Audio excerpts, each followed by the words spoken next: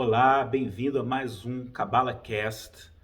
Essa semana a gente está numa energia muito especial porque essa semana é a Lua Nova de Libra, conhecida como Rosh Hashanah, a cabeça do ano, que é um momento cósmico, segundo Zohar, na Lua Nova de Libra, que todas as almas do mundo são julgadas, é um momento de contabilidade cósmica. Na cabeça do mês de Libra, na Lua Nova de Libra, todas as almas do mundo passam por um processo de julgamento, de acordo com a lei de causa e efeito, e de acordo com o que a pessoa mereceu, a vida dela vai ser determinada. E é determinado num nível bem específico se a pessoa vai viver ou morrer naquele ano. Isso é determinado nesse momento do julgamento da Lua Nova de Libra. Quanto dinheiro a pessoa vai ganhar e se a pessoa vai ter filhos, ou a questão dos filhos da pessoa. Isso é determinado, então as coisas são determinadas num nível bem palpável, bem tangível. E que essa semana, então, que a gente vai estar em pleno julgamento, a gente quer saber o que a gente pode fazer para mudar o nosso destino. E os cabalistas falam que tem três coisas que mudam o destino de uma pessoa, que mudam o filme, que cancelam decretos, que cancelam julgamentos. Decretos, julgamentos, significa a lei de causa e efeito em ação. A pessoa pisou no pé de alguém, vai ter o seu pé pisado. A pessoa ofendeu alguém, vai ser ofendido. O universo é o nosso espelho, conforme a gente age, é isso que volta para nós. Você sorri para o espelho, volta um sorriso. Você faz cara feia para o espelho, volta cara feia, o universo é o nosso espelho. Então é isso que significa o momento de julgamento, vai voltar para nós conforme a gente merece. O que a gente pode fazer então para cancelar decretos e para mudar o julgamento e para mudar o filme da nossa vida, para ter um filme melhor esse ano? E eles falam que tem três coisas que mudam o decreto.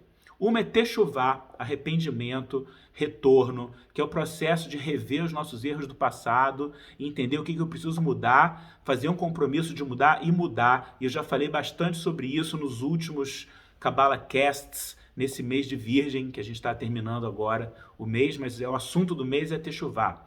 A outra coisa é tzedakah, caridade, doar dinheiro para caridade, também entra doar tempo para caridade, fazer trabalho voluntário, mas com certeza doar dinheiro para caridade é uma coisa que é difícil para nós abrir mão de coisas materiais, de bens materiais, que a gente sente que nos provém uma segurança e que a gente trabalhou duro para conseguir, mas através de compartilhar dos nossos bens materiais, compartilhar do nosso dinheiro, chamada de tzedakah ou caridade, é outra coisa que muda o nosso filme, que muda o nosso destino e cancela decretos negativos. E a terceira coisa é tefilá, oração. Como que através da oração a gente pode mudar o nosso destino, como que através da oração a gente pode mudar o filme da nossa vida. E eu queria contar uma história para falar sobre isso, como mudar o nosso destino. E me parece que uma coisa que está faltando no mundo, não sei se é na nossa época, mas acho que desde sempre, falta sensibilidade, falta empatia, falta a pessoa se esforçar para sentir a dor dos outros. Muitas vezes cada um fica cuidando do seu problema, das suas questões, da sua vidinha, e não tá envolvido só consigo mesmo e não percebe a figura maior e não percebe a dor dos outros. Então eu queria contar uma história sobre isso, uma história sobre um grande sábio, uma alma muito elevada, um grande cabalista, que depois de viver uma longa e proveitosa vida, ele deixou esse mundo. E quando ele deixou esse mundo, o filho dele, que também era um grande sábio, que também era um grande estudioso, que também era uma alma muito elevada, o filho dele tinha certeza que o pai dele ia retornar para dar notícias de como que ele estava, como que a alma dele estava lá no mundo eterno, no mundo da eternidade.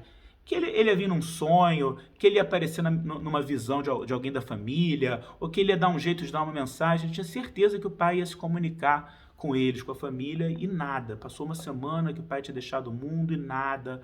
2 semanas, 3 semanas, 1 mês, 2 meses, 3 meses, nenhuma notícia do pai. Até que esse homem resolveu que ele ia atrás do pai. E ele também tinha esse poder, então ele se elevou aos mundos superiores, e ele foi para os céus. E quando ele chegou no céu, ele encontrou um anjo na porta do céu, e ele falou para o anjo, anjo, eu estou procurando o meu pai. Você viu ele? Aí o anjo falou, sim, ele passou aqui pelo portão do céu, e ele entrou, e ele foi nessa direção. Vai nessa direção, que foi para lá que ele foi. Aí esse homem começou uma caminhada atrás do pai. Andou, andou, andou, e ele chegou na entrada de uma floresta, e também tinha um anjo na entrada dessa floresta. E ele falou, anjo, você viu meu pai? Aí o anjo falou, sim, seu pai entrou aqui na floresta e seguiu o caminho, seguiu por essa trilha, você pode seguir por aqui, você está indo atrás dele. Aí o homem foi, seguiu uma longa floresta, andou muito tempo dentro de uma floresta, e aí ele chegou num descampado, e tinha um outro anjo no final da floresta, na entrada desse descampado. Aí ele falou, anjo, você viu meu pai? Aí o anjo falou, vi sim, seu pai passou por aqui e seguiu o caminho, segue em frente, que foi por aqui que ele foi. Aí o filho continuou caminhando, caminhando, mais muito tempo, até que lá longe ele viu um mar, ele viu um oceano. E ele viu, de longe, ele viu uma figurinha de costas para ele, quer dizer, ele viu que era o pai dele estava de pé, na frente do oceano, na frente do mar, olhando para as ondas, olhando para o mar. Aí o filho viu o pai dele sozinho ali, diante daquela imensidão do oceano. Aí o filho foi atrás do pai e falou, papai, papai. Aí o pai olhou para ele e falou, pai, o que você está fazendo aqui? Eu tinha certeza que você ia me dar alguma notícia, que você ia me mandar alguma mensagem, você nos dizer como é que você está, e você está aqui nesse oceano. O que você está fazendo aqui na frente desse mar? Aí o pai falou, meu filho, você sabe o que é esse mar aqui? Aí o filho falou, não sei não, pai. Ele falou, isso aqui é o oceano das lágrimas. É o oceano formado por todas as lágrimas de todas as pessoas do mundo que sofreram, que passaram por dor, que passaram por sofrimento.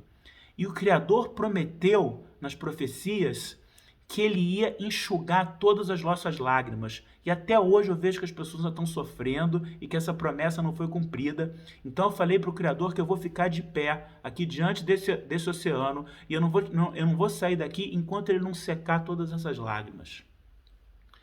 Então, qual a lição dessa história? É que esse cabalista, mesmo depois de ter deixado esse mundo, essa grande alma, mesmo depois de ter deixado esse mundo, então tinha já cumprido a sua missão nessa vida, mesmo assim ele continuava se preocupando com a dor dos outros e sentindo empatia pela dor dos outros, e que ele estava disposto até a sacrificar a sua porção na eternidade. Eu tenho certeza que uma alma tão grande como essa devia ter uma porção maravilhosa no mundo eterno, mas ele estava decidido a ficar ali em frente ao oceano das lágrimas, para obrigar a Deus, se podemos assim dizer, a secar todas as lágrimas e eliminar a dor das outras pessoas. Então, um dos jeitos que a gente tem de mudar a nossa vida e de mudar o nosso destino é pedir ajuda de cima para começar a ter mais empatia, começar a ter mais sensibilidade pela dor dos outros, porque a gente quer se aproximar da luz, a gente tem que ser mais parecido com a luz. Enquanto a gente está só preocupado com o próprio umbigo, só com o próprio eu, a gente não é nada parecido com a luz, porque a luz se preocupa ao mesmo tempo com a humanidade inteira. A luz se preocupa o tempo inteiro com todo mundo, com detalhe de cada vida. Então, eu tenho que conseguir ir saindo aos poucos do meu próprio umbigo, da minha casca, que eu fico fechado na minha casca, cada um de nós fica fechado na sua própria casca, na sua própria carcaça, e olha para fora e percebe a dor dos outros e queira ajudar e queira fazer o possível, nem que seja só sentir a dor dos outros. Me lembrei de uma outra história de um homem que estava com um filho muito doente, e que ele foi pedir ajuda a um grande cabalista também, um grande sábio, para rezar pelo filho dele. E era uma longa viagem, ele foi a cavalo na época, há alguns séculos atrás. Então esse homem foi a cavalo visitar esse grande cabalista e chegou na casa dele, foi recebido e explicou que o filho dele estava muito doente, que os médicos tinham desenganado a criança e que ele precisava de muita reza, de muita oração para que algum milagre acontecesse. E ele veio pedir ajuda ao cabalista. E o cabalista falou que ia ajudar, e ele foi numa salinha que ele tinha de oração, de meditação, e ele ficou lá um tempo orando e meditando, e depois de um tempo ele voltou para o pai, dizendo que infelizmente ele não podia fazer nada pelo filho dele, porque os portões do céu já estavam fechados e que o destino daquela criança já tinha sido selado e que não tinha nada que ele podia fazer para mudar o destino, ele não tinha poder de mudar o destino. O pai já tinha ouvido a mesma coisa dos médicos. Ao ouvir desse cabalista, ele se desesperou, ele começou a chorar, ele falou, mestre, pelo amor de Deus, não me diga isso. E o mestre não podia fazer nada. E ele falou, volta para casa, porque o teu filho realmente precisa de você do lado dele. E esse pai subiu no seu cavalo e começou a galopar, voltando para casa em lágrimas. E ele galopou. E depois de muito tempo galopando, era uma longa viagem, ele estava cansado. Ele foi parar um pouquinho para descansar e para dar de beber para o cavalo. E quando ele parou para descansar e sentou, ele ouviu um galope, ele ouviu lá longe um galope. E tinha algum outro cavalo vindo atrás dele. E ele olhou para trás para ver o que era, e ele viu que era o mestre, ele viu que era o grande sábio. E aí se acendeu uma esperança no coração dele. O mestre está vindo atrás de mim, de repente ele descobriu uma cura para o meu filho, ele conseguiu fazer algum milagre para mudar o destino do meu filho. E ele ficou todo esperançoso, e o mestre chegou e desceu do cavalo, e ele falou: mestre, você veio atrás de mim, você descobriu uma cura para o meu filho, você descobriu uma esperança? Aí o mestre falou: olha, para falar a verdade, não. De novo, não mudou nada, e eu não tenho nada que eu possa fazer para o seu filho. Mas quando você foi embora, eu me senti tão mal que eu não podia fazer nada para te ajudar, que eu decidi que eu pelo menos tinha que vir atrás de você, que a gente vai agora sentar no chão e a gente vai chorar junto pelo seu filho. Vamos sentar aqui e vamos chorar junto. Te ajudar eu não posso, mas pelo menos eu posso chorar com você e compartilhar a dor com você. E essa história podia terminar aqui, que já era o suficiente, mas a história continua que graças a isso o milagre aconteceu e a criança se curou. Graças ao mero fato desse mestre ter sido solidário, ter sentido empatia, ter montado no seu cavalo, ter saído da zona do conforto para ir consolar o outro, para ir chorar junto com o outro, já ajudou e já aconteceu o milagre, já fez o milagre acontecer. Então, às vezes, mesmo que não tem como eu ajudar, sempre tem como ajudar, nem que seja chorar junto. Chorar junto é ajudar, chorar junto pode cancelar o decreto também, mas passa por essa empatia, por essa sensibilidade. Como eu estava falando, então uma das coisas para mudar o nosso destino é a reza, é a oração. Então eu queria falar sobre a importância da reza e a oração e a visão cabalística da essência da reza e da oração, porque as pessoas têm uma compreensão equivocada sobre o que é a oração. A oração não é sobre mudar alguém lá em cima, fazer a cabeça de Deus, fazer a cabeça de alguém lá em cima e convencer Deus a me dar o que eu estou pedindo a Ele, ou informar a Deus o que eu estou precisando. Olha, Deus, estou precisando da minha alma gêmea. Olha, Deus, estou precisando de mais sustento. Olha, Deus, estou precisando de cura. Deus não sabe. Deus é onisciente, Deus sabe tudo. Deus não precisa ser informado das suas faltas. Ah, peraí, deixa eu anotar. Alma gêmea, né? Tá anotado. Sustento, né? Ah, tá anotado. Cura, né? Saúde, ah, tá anotado. Eu não sabia. Deus não sabia? Claro que Deus sabe. Deus sabe tudo. Então Deus não precisa ser informado do que você precisa. E outra coisa também, como eu falei, não é mudar Deus, não é fazer a cabeça de Deus, porque Deus não muda. O que é Deus? Deus é a força infinita que está por trás de tudo. 110 volts, é que nem a eletricidade, 110 volts. O dia inteiro a eletricidade está ali, 110 volts, sendo ela mesma. Deus simplesmente é. Deus é a força. Deus é a força que está por trás de tudo. Não é assim que Deus, por exemplo, tem uma pessoa que quer encontrar sua alma gêmea. Aí ele começa a rezar pedindo alma gêmea. Aí ele, Deus, por favor, me dá minha alma gêmea. Aí Deus responde, não vou te dar. Aí ele insiste mais um pouco, poxa Deus, por favor, eu quero muito, me dá minha alma gêmea. Não. Aí ele vai pedindo bastante, uma hora Deus fala, ai, tá bom, não aguento mais esse cara pedindo, toma tua alma gêmea. Quer dizer, ele mudou a cabeça de Deus, ele fez a cabeça de Deus. Não é isso. Oração não é sobre mudar Deus. Deus nunca muda. Quem tem que mudar somos nós, quem tem que mudar é o receptor. Por isso que o Rabi Shimon Bar Yochai, autor do Zohar, diz que se uma pessoa entra num templo, de qualquer religião, não importa, de qualquer religião, e sai daquele templo, vamos supor, uma hora depois, a mesma pessoa que entrou, o que adiantou aquela oração? Nada. Porque não é ganhar ponto no céu, não é ganhar uma estrelinha no céu, olha, ele frequenta o templo, ele é um bom seguidor da sua religião. Não é isso. É uma ferramenta para transformação. A oração é uma ferramenta para sair mudado, é mudar o receptor. Então, a oração é, por favor, me ajuda a mudar, por favor, me ajuda a ser menos egoísta, por favor, me ajuda a ser menos reativo, por favor, me ajuda a ter menos ego. E essa é uma época, cabalisticamente, que é para fortalecer a oração. Tem mais orações, é mais importante rezar nessa época do ano do que em qualquer outra época no mês de Libra, porque tem muitos portões abertos e o nosso destino está sendo moldado. Então é muito importante rezar. E sobre isso eu queria contar mais uma história, porque tem gente que não sabe rezar, seja o que for que isso significa, porque tem muito jeito de rezar, em cada religião tem algum jeito de rezar, e tem gente que não aprendeu e não sabe, e de repente a pessoa se vê na vida e começa a ter uma jornada espiritual, e ela gostaria de rezar, mas ela não sabe rezar. Então eu queria contar uma história sobre isso. É uma história sobre o Baal Shem Tov, um grande cabalista há cerca de 300 anos atrás.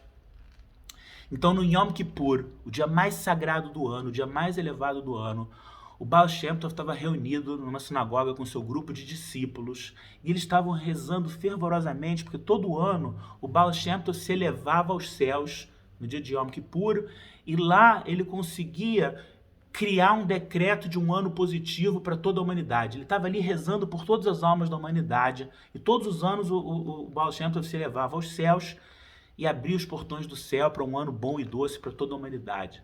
Mas naquele ano estava muito difícil, a negatividade estava muito pesada e os portões não estavam se abrindo. E por mais que o Baal Shem Tov soubesse as meditações, as intenções, as kavanot por trás da oração, os portões não estavam se abrindo. E os discípulos também estavam ali rezando de forma fervorosa, totalmente concentrados, querendo ajudar, mas nada estava acontecendo. E um desses discípulos tinha vindo com seu filho pequeno. E o filho pequeno viu todos aqueles homens rezando, e o Baal Shem Tov de olhos fechados rezando, e ele queria ajudar, mas ele ainda não sabia ler, ele não era nem alfabetizado ainda, ele não conseguia acompanhar as rezas, e ele queria ajudar, mas como que ele podia ajudar? E ele lembrou que a mãe dele tinha colocado no bolso dele um apito, que era para ele brincar depois da reza, depois do final do dia de Yom Kippur, ele ia brincar com o apito dele, ele gostava de soprar aquele apito. Ele não teve dúvida, ele tirou o apito do bolso e com a intenção de ajudar os homens, de ajudar o Baal Shem Tov, ele soprou do fundo do peito, ele soprou seu apito. E na mesma hora que ele soprou e fez aquele barulho estridente na sinagoga, todos os homens olharam com cara feia para o menino e para o pai dele. Como alguém ousa fazer uma bagunça dessa, soprar um apito no dia mais solene do ano, no dia mais sagrado do ano? Como que alguém ousa fazer um barulho de apito, fazer essa bagunça, soar um apito? Eles olharam com cara bem feia pro pai e pro menino. E nessa hora o Baal Shem Tov, que estava lá na frente conduzindo a oração, olhou para trás com uma cara bondosa, com seus olhos bondosos, ele falou: ninguém olha feio para esse pai e para esse menino, porque com a pureza dele e com o desejo puro de ajudar e o sopro do apito dele, ele acabou de abrir os portões do céu e eu consegui fazer o que eu precisava fazer e foi gerado um decreto de um ano bom e doce para todo mundo. Então, qual a lição dessa história? É que às vezes você não precisa saber as cavanotas, intenções mais profundas, nem as palavras da oração. Se você rezar do fundo do coração e soprar o teu apito com um desejo profundo de realmente se conectar e de se transformar e de se tornar um ser humano melhor, sopra o teu apito. Seja o que for que isso quer dizer para você, reza, pede, implora, esperneia, chora, seja o que for, sopra o teu apito, pede, e eu tenho certeza que você vai conseguir criar um ano melhor para você e para as pessoas ao teu redor. Então eu desejo a todos nós, Shana Tová U'Metuká, um ano bom e doce. Amém.